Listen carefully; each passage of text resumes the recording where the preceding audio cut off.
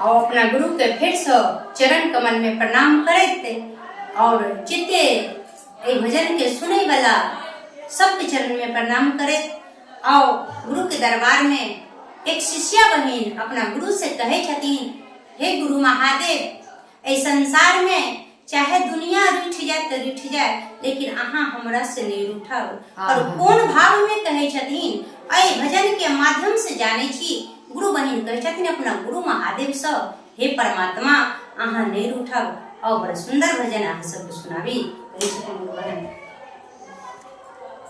प्रेम के धागा जय हो तुमसे बांधा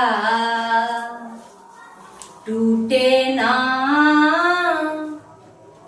चाहे सब रूठे मेरे बाबा तुम